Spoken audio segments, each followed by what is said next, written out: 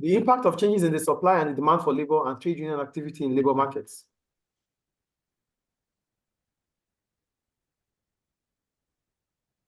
Changes in the demand for labor.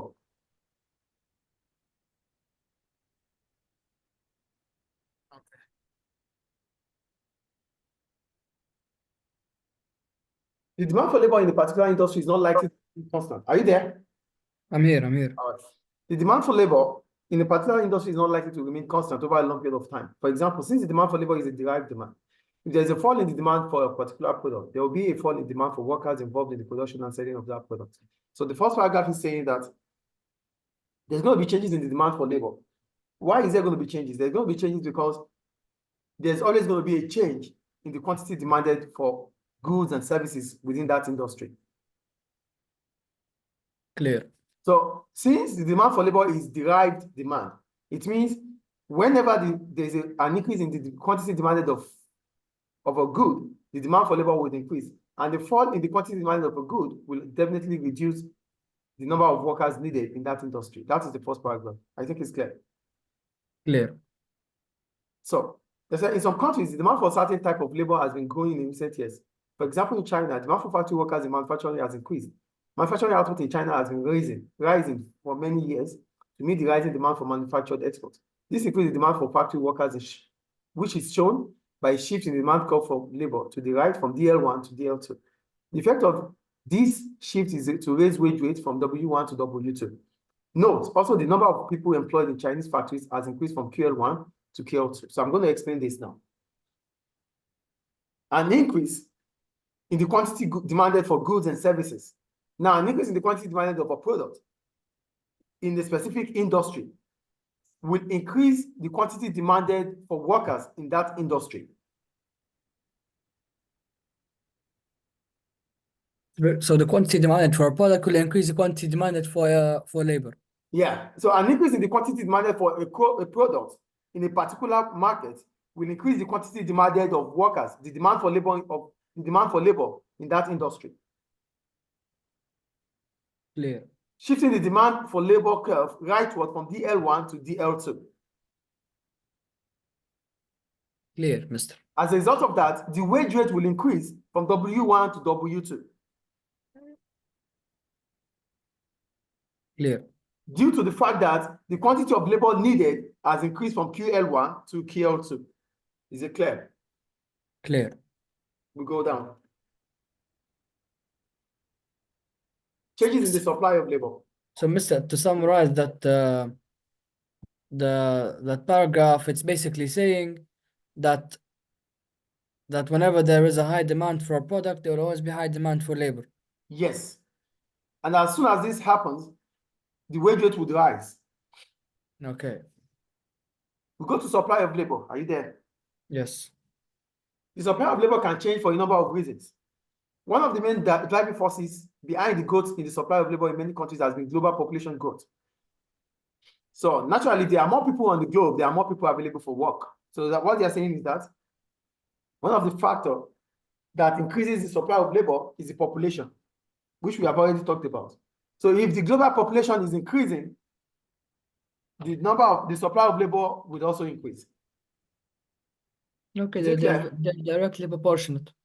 Yes, is it clear? Clear. So in some countries, government have raised the retirement age. For example, in Greece, the retirement age has been increased twice in recent years. First from 60 to 65 and then again to 67. This means that people have to work longer before they can receive this any state pension. Therefore, raising the retirement age will increase the supply curve, the supply of labor.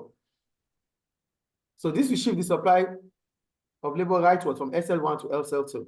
This will cause the wage rate to fall from W1 to W2 and number of people employed to rise from QL1 to QL2. So what they're saying is this: an increase in the supply of labor would reduce the wage rate. An increase in supply of labor from SL1 to SL2 will reduce the wage rate from W1 to W2 as a result of having more quantity of labor supplied into the market from QL1 to QL2. Is it clear? Okay.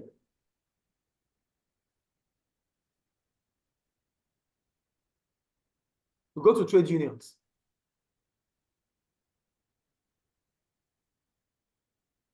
Are you there? Yes. We're talking about trade unions. These are organizations that exist to protect the interests of workers. So trade unions are organizations that are there to protect the interests of the employees. So what are the aims of trade unions? One, they negotiate pay and working conditions with employers on behalf of their members. Yeah. Do you understand? So they negotiate higher pay. As soon as an employee feels that he needs to get a raise in his or her salary, anything as much as he's a member of the trade union, he goes to the trade union for that. Okay. So And they also go. for conducive working environments. So if they have any complaints about their wages, they go to the trade union. Yeah, the trade union will take charge through collective bargaining. We call it collective bargaining. Collective bargaining. Yeah. Okay, clear. It is A level anyway, but you get there anyway. Yeah, it's fine. Two, provide legal protection for members, such as representation in court if an employee is fighting a case against an employer. Maybe, for example, discrimination. So they also they help legally for legal procedures against their employer. So if any member has a legal proceeding with his employees or employer, the trade union can take charge. Is it clear? Yeah. Is it clear, please? Yeah, it's clear. The third one, they put pressure on the government to pass legislation that improves the rights of workers. They influence government decisions. That's what it means. They influence government decisions to be favorable or to be favorable to workers. Okay. Example, minimum wage. If someone wants to increase their wage, they have to go to the trade union, and the trade union will put pressure on the government to change their minimum wage. Yeah. Provide financial benefits such as strike pay whenever necessary. So they also give financial payments. They also help their members because the members will always contribute, you know. So they can also assist them financially. What's strike pay, Mr.? What? Strike. Yes, Strike means not going to work. So because when you are not working, you know, there might be industrial action. Strike is an industrial action. So if industrial action happens, your employer might not want to pay you for that. So the trade union will pay. That's strike pay. Yeah. So then they won't be paying for it. The trade union will be paying for it. Yeah. You know, the trade union might make an order that there will be industrial action. Maybe because there's disagreement or they couldn't agree on some things. So the trade union might say there should be industrial action. And if this happens, your employer might say they're not going to pay you if you don't come to work. Then the trade union will take it as a responsibility to pay. Okay, clear. The power of trade unions. Are you there? I'm here. The power of trade unions. In the 60s and 70s, many trade unions in the UK were involved in disputes with employers. There was a considerable amount of disruption to production, and some people thought that trade unions were responsible. Some people felt that unions had become too powerful. As a result, in the 80s, the government passed legislation to limit the power of trade unions. For example, new laws. So, you know, the trade union is so powerful that they can influence decisions of government. Not to talk much less of employers. If they can influence government decision, they will do more when it comes to employers. Yes or no?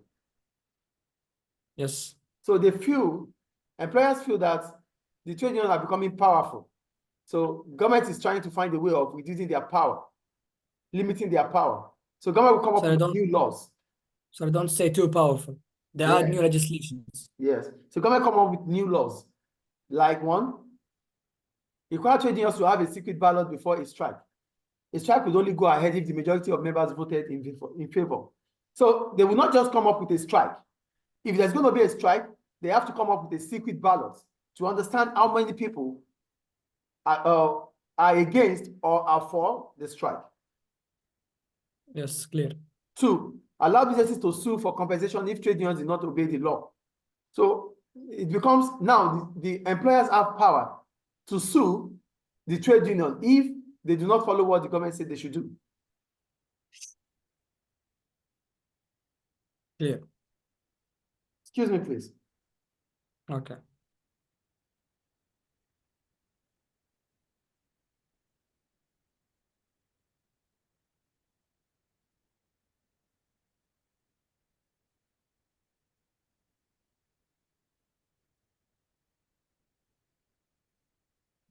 All right, I'm back here.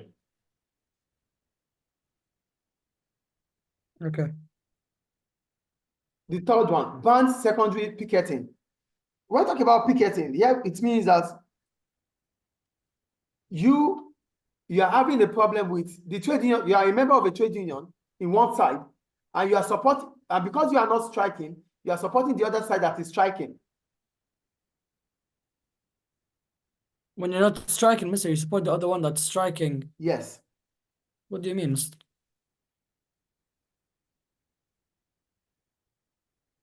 You are trying to support, outside your work, you are trying to support others to strike.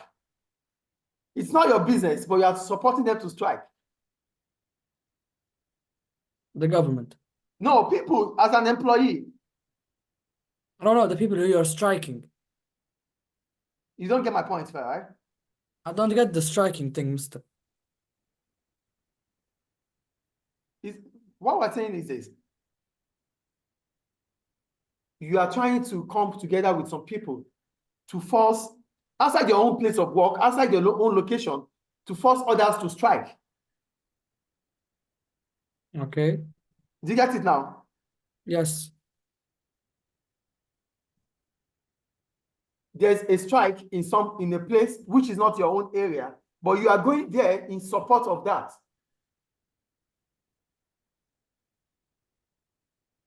You're striking someone who's not. You are supporting others to strike. Yes, striking someone that's not part of your business. Yeah, so that is illegal. Okay. Do you get the point here? Yes. It's an unfair practice because it is not your business. It's out of your workplace. It's not your company. And it's not even your location, but you are going there to support others to strike.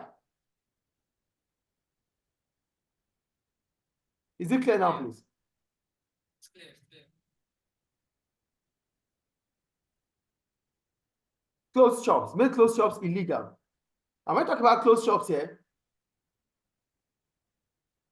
No, you haven't.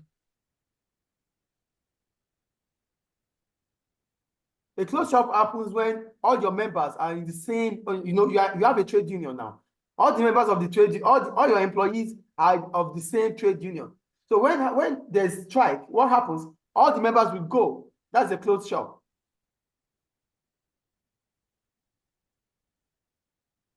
What I'm saying, you don't get it. No. Your employees now, all your employees belong to the same trade union. So that means if there is a strike, your office will be closed because they are all members.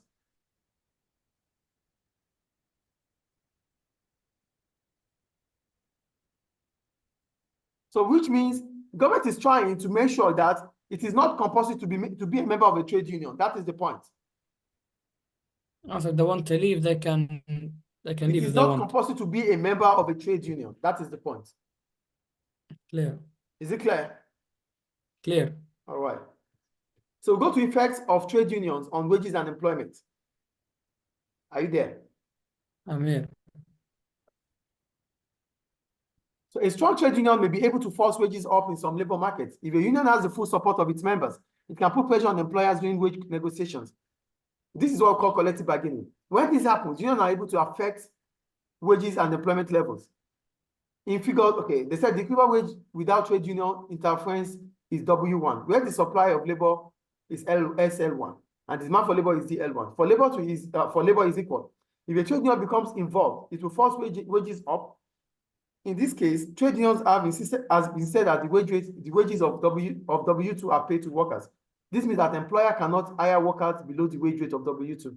As a result, a new supply curve for labor will emerge as SL2. This supply curve has a horizontal section, which is perfectly elastic. This means that the employer must pay W2 for all workers employed up to QL3. If the firm needs to hire more workers beyond QL3, wages will rise further. I'm going to explain the graph anyway. So one of the effects of trade union interference here is that higher wages of W2 has resulted in fewer workers being employed. Employment has dropped from QL1 to QL2. This is because the demand for labor falls when the wages increases. Therefore, it could be argued that trade union interference has increased wages at the expense of jobs for some of its members. However, job losses might be avoided. So, as soon as there's always the equilibrium wage rate, but with involvement of trade union, the wage rate would rise. Okay. As a result of that, firms would not be willing to employ more workers beyond the equilibrium. They won't be working They below won't the be equilibrium. willing to employ more workers beyond the equilibrium. Yes, they won't be employing more workers below the equilibrium wage But rate. they have to pay all the workers the higher wages within the equilibrium.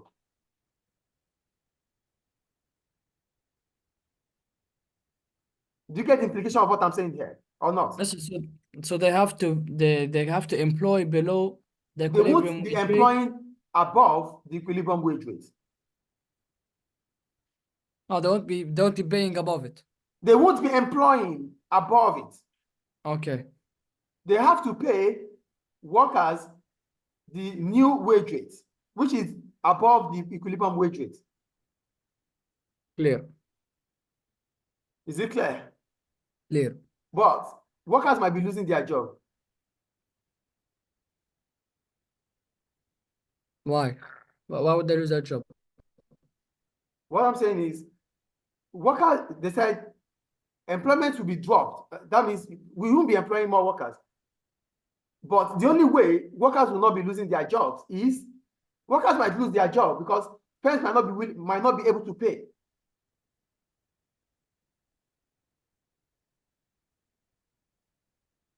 Okay.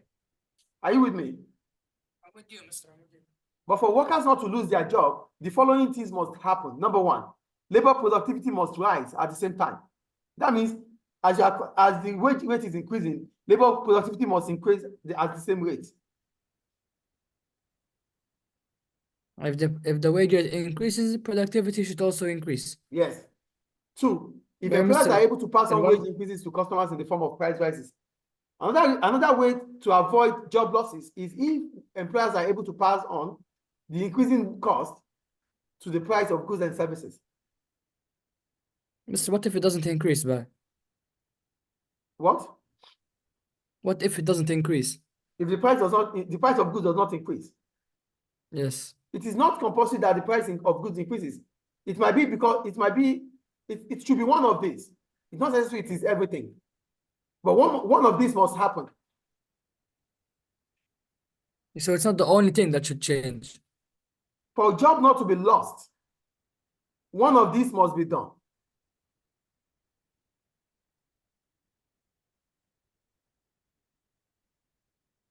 When wage rate increases, I'm going to explain again. When wage rate I don't increases, get the paragraph. You're going to get it now. Just relax. When Okay. wage rate increases, that represents a high cost of production for firms. Yes or no? Yes. If firms find it difficult to keep up with this wage rate, they have to make workers redundant. They have to fire the employees. Okay. But for this not to happen, one of the following things must occur. If not all, number one, labor productivity must increase. Because when labor productivity increases, output would increase. Then that will cover up for the increase in cost of production. Then they won't have to fire anyone. Yes. Is that clear now? Clear. Is it clear, please? Clear. The second one, employers should be able to pass on the increase to customers in form of price rises. So if employers are able to increase the price of their product, especially if the price of their product if the demand for their product is price inelastic, then they wouldn't mind paying higher wages. the customers will still be able to purchase it, and the wage rate will increase. Yes. Clear. The third point, if profit margin are reduced, which means that employers meet the cost of wage increase. So that means what they have to make in terms of their profit margin is reducing. If the profit margin is reducing, it means they're able to meet up with profit within a short period of time. Then it's not going to be difficult for them. But if the profit margin is increasing, it means it's difficult for them to meet up with profit. Then it's difficult to increase wages. Do you understand what profit margin is here now? Mr. How will it be difficult if profit margin is increasing? If profit margin is increased, that means it's difficult. It means the margin of profit to meet up with profit is high. That is what it means. If your profit margin is reduced, it means you are able to keep up with the cost of production. It means to meet up with profit, you will get to profit very soon. That is what it means. But you're not making a lot of profit. Profit margin is talking about the distance between you making profit due to your revenue, the distance that is there between making profit. So if it is high, if it is increasing, that means it is far from profit. If it is reducing, that means it's closer to profit.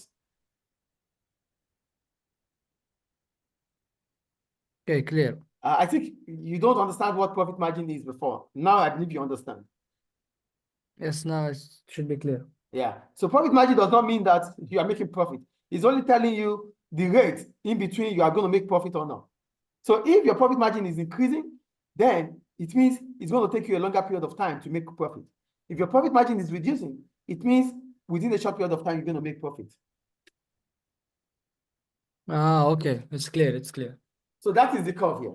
So if the wage rate, due to trade union intervention, the wage rate will increase from W1 to W2. Are you there? Yes, I'm here. And if the wage rate increases from W1 to W2, the supply for labor will shift leftward from SL1 to SL2. The supply and labor will go from SL1 to SL2, okay? Why? Well, Listen, this is how it works. because Listen, I'm the just wage going rate to explain increased. again. If the wage rate increases from due to trade union intervention, the wage rate is at W1, QL1, SL1. That is Okay. equilibrium. Okay. All right. With trade union, the wage rate will increase from W1 to W2. Okay.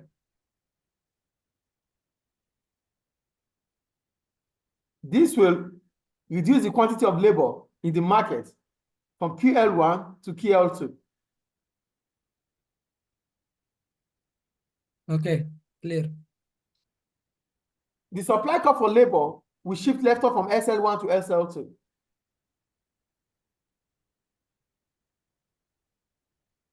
Okay. But the quantity of labor that will be willing to work will increase from QL1 to QL3.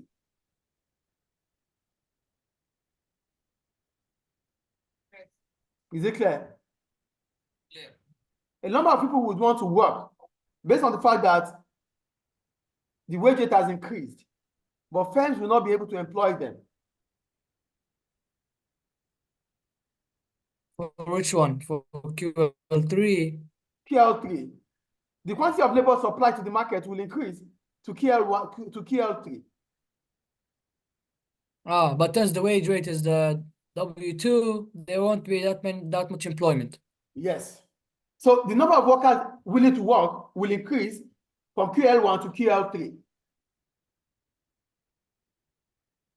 Okay, yes, but the employment will not change. But firms will only be able to pay at QL2, SL2.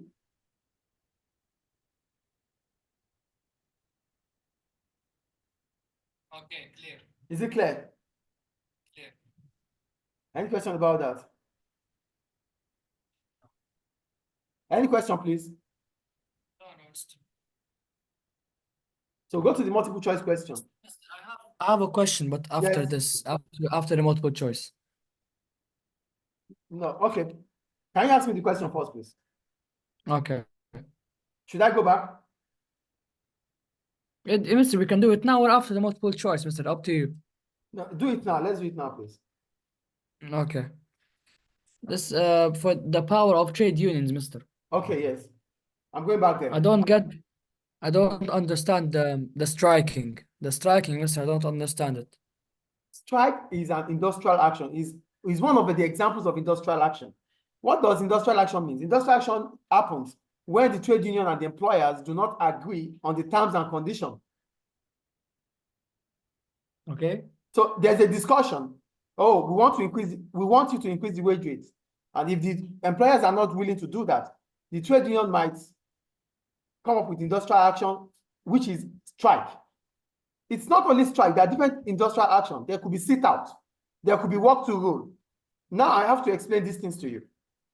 Whenever there's industrial action means that there's halt, there's a stoppage to production. Okay, So, stoppage to production. Okay. yeah, so if there's going to be stoppage to production, it's going to be as a result of the trade union and the employer not reaching agreement on discussion. Okay. So the trade union have the power to come up to declare industrial action like strike.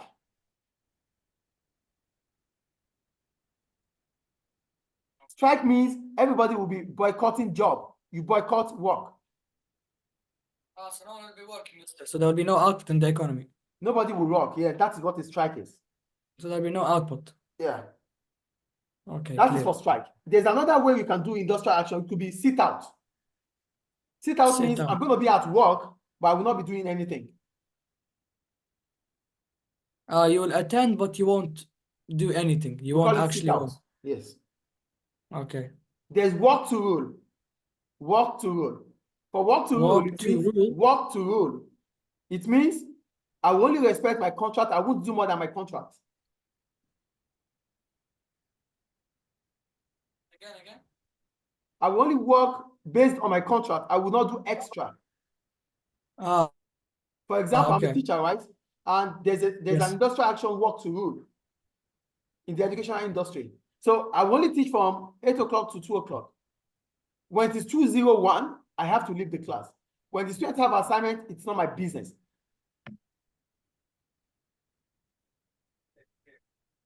So you have striking, Mister, you have striking. We call it work to rule. So I will only respect whatever is in my contract. Anything outside of my contract, I would not be part of it. That's another industrial action too. Clear. So these are what the power of the trade unions are. I think it's clear now. Clear. But they become so powerful that government have to come up with laws to reduce their power by using secret ballots to vote before strike occurs, by giving compensation, by allowing businesses to sue trade union members whenever they do not obey the law, by stopping or putting a ban on secondary picketing, or by making sure that there's no shop closed, which makes joining the trade union become optional. Clear. Now go to the questions.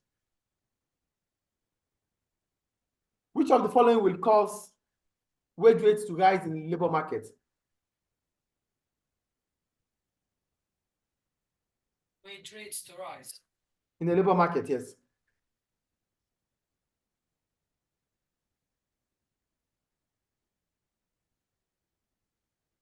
Fall in demand. A fall in supply. No. Wait. What will increase the wage rates in the labor market? An increase in supply and a fall in demand for labor. No. The answer is B. An increase in the demand for labor.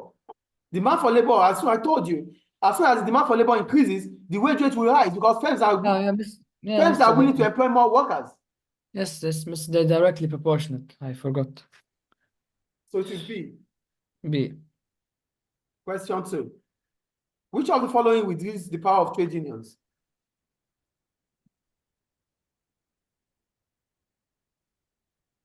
Which would reduce.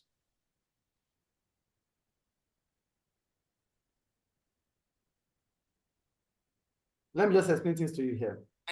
An increase in anti-trade Union legislation, yes, that is the answer A. But let me explain the three options to you. With Okay. low wages, the trade union will be more powerful because they will have to negotiate. A It decrease in would? trade union subscription will encourage more members to join.